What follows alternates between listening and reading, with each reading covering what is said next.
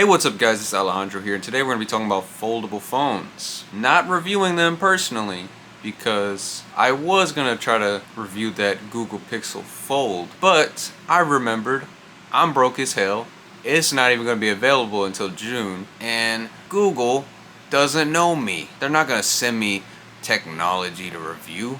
They don't care about me, they care about Marquez Brownlee and Mr. Who's the Boss. But anyway, the question I have is if it's going to become normal in society.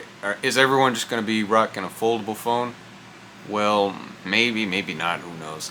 But before we get to that, let's look at the history of folding display technology, or maybe I should call it flexible display technology. That makes more sense. Let's get to it. The first flexible display to ever be made was in 1974 by Xerox Palo Alto Research Company. It all started when Nicholas K. Sheridan, a Park employee, made a major breakthrough in flexible display technology and produced the first flexible e-paper display and called it Gyricon. Their intention was to mimic the properties of paper, but also give it the ability to display dynamic digital images. Other companies were interested in using the same technology, but not for its flexibility or rollability, but rather to make displays thinner and lighter. It is used on e-readers primarily because it's easy on the eyes and it doesn't use up too much battery. In 2006, the first foldable smartphone concept was made by Polymer Vision, which had an e-paper display, which makes it an e-reader as well. The phone was never released, but back then, the only flexible screens that were possible to make were e-paper displays. They were the first flexible displays to be conceptualized and prototyped. The display had no color, just black and white, and there was no backlight. Their flexibility is what inspired the idea of folding devices, but these displays are mainly used on e-readers, which were not made to fold in half.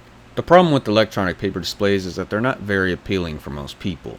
They don't want to spend every day of their life using an electronic paper display because of its low frame rate, and it's hard to see when you're outside. Innovation has also been really slow for it. Not much has changed ever since it was created. So other companies wanted to take it to the next level and make full-color OLED displays. Sony has been interested in researching and developing a flexible display since 2005 and partnered with Riken to make it possible. In 2007, Sony developed a flexible full-color OLED display, which is a big step up from the e-paper display, but it's very small and there isn't really a way for them to take advantage of it. Then a few years later, they went even further and made a rollable display concept, which is much closer to what we have today. In 2008, Nokia made an OLED tri-foldable phone concept that can be used as a tablet, a regular-sized phone, and a smartwatch.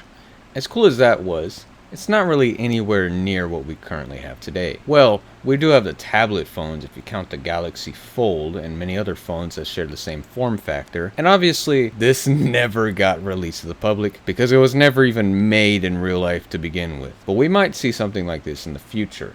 In 2011, Kyocera released a folding smartphone, except it was two separate screens rather than one foldable screen. The reason why this is important is because it was the first commercially available folding smartphone with two screens.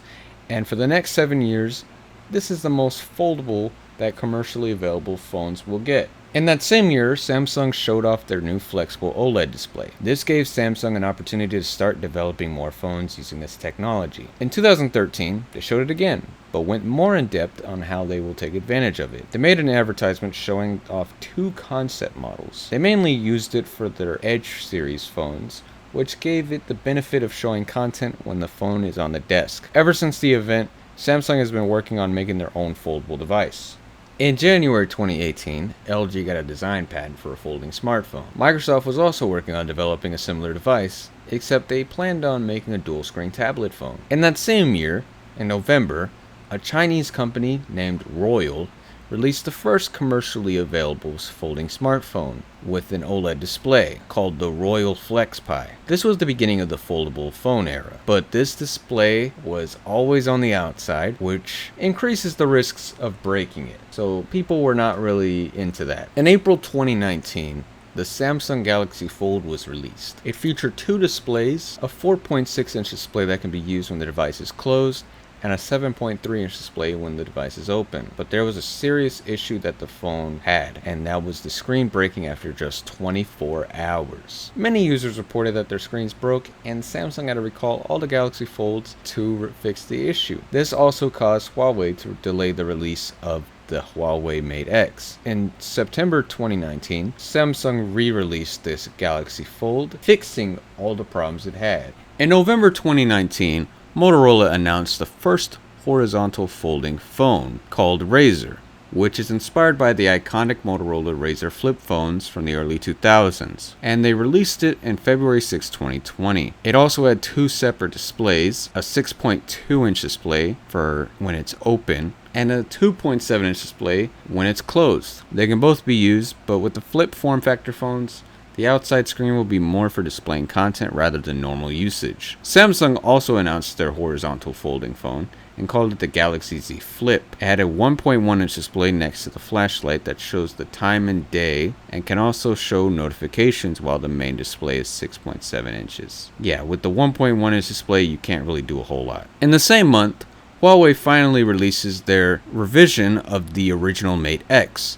They improved the durability of the display, hinge function, and cooling system. It has an 8-inch display, but it opens on the outside, which, just like the Flex Pi, increases the risks of damage. In September 2020, Samsung announced the Galaxy Z Fold 2. They increased the size of both screens, with the closed display being 6.2 inches and the open display being 7.6 inches. I forgot to mention this, but in the same month, Royal actually released the Royal Flex Pi 2, and it closes a bit more flat than before. There's not like a big hole in the middle, and the camera's got an upgrade, but it still opens on the outside. What the hell, man? In February 2021, Huawei released the Huawei Mate X2. They decided to change the main display to open on the inside, which is way better for durability. The main display is still the same size, but we also got a 6.4-inch display to go along with it. In March 2021,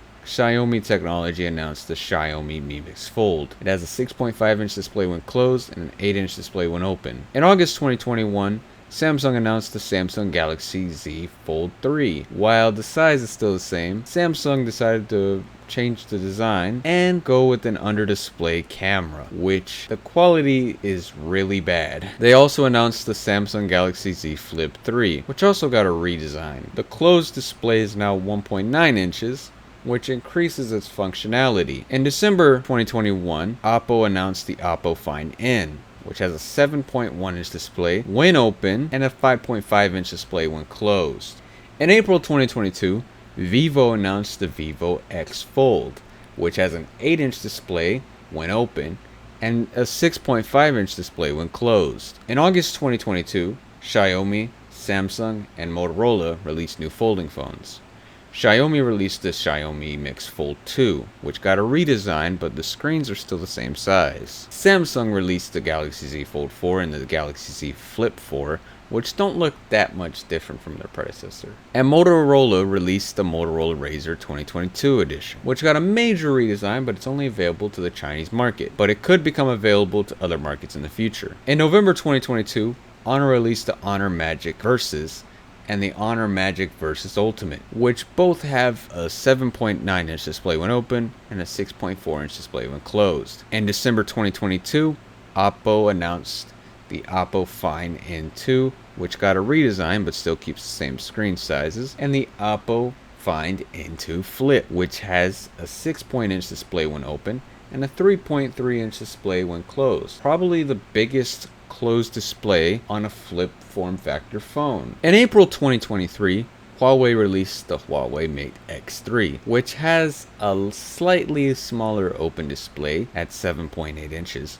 while the closed display is 6.4 inches. In May 2023, Google announced the Google Pixel Fold and will be released sometime around the end of June 2023. It has a 7.6-inch display when open and a 5.8-inch display when closed. This is the most recent foldable phone that has been publicly announced. So there you have it. 8 different companies are competing in the folding phone market, and Apple was not one of them. While they did apply for a patent in 2017, they haven't really done a whole lot with it. I mean, they have the iPhone 10 and all the other phones after that, which is how they were able to pull off that weird shaped display. Instead of the usual rectangle display, it's like kind of like curved. Yeah, that would not be possible without OLED, alright? So they're able to shape it however they want. But Apple doesn't talk a lot about future plans, alright? They might throw some subtle hints, but it's not anything about folding phones, alright? They might actually announce it once they have the ability to perfect it. And when they do, it's probably going to be their biggest phone yet. Apple, they're the last ones to get onto a feature that's been on Android. Everyone's like,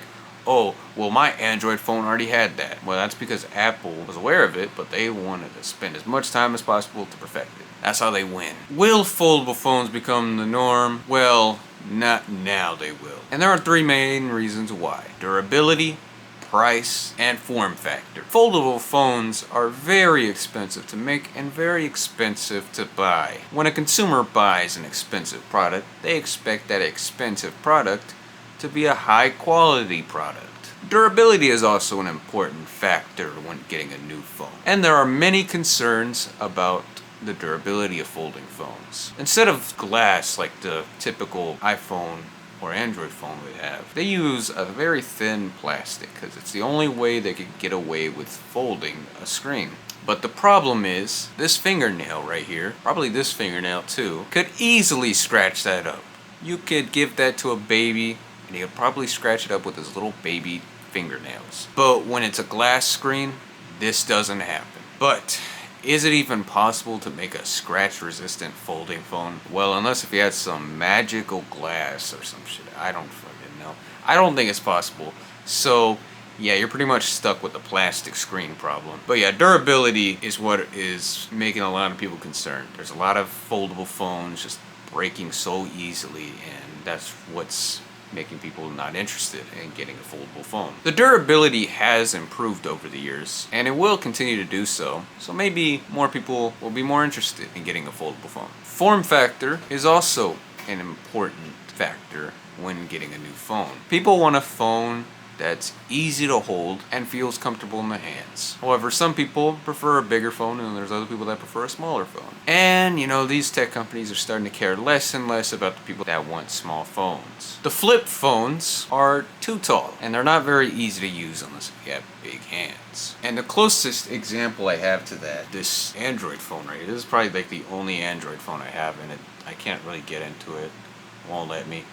But as you can see, it's a very tall phone, and I don't like it, but it can't fold. You can try to bend it, but it just won't work. The fold phones can open up into a tablet, but when closed, it can be used like a regular phone. But let's be real, using a tablet as a phone is crazy, but there's some people that actually want that. So in my opinion, I probably would never get a foldable phone as a primary phone. I prefer iOS over Android, and if I wanted to learn Android, I wouldn't want to do it on a foldable phone. I would rather do it on something that's like kind of similar to my phone. But yeah, I don't know how Android works, so yeah. Also, in terms of form factor, I do prefer the flip form factor, but can you please make the phone a little bit shorter? Because believe me, I can't reach all the way up there. I'd have to move my hand constantly. It's gonna get annoying after a while. So what do you guys think about foldable phones? Will you get one? Do you already have one? Make sure to leave your comments down below. Don't forget to leave a like and subscribe, and goodbye.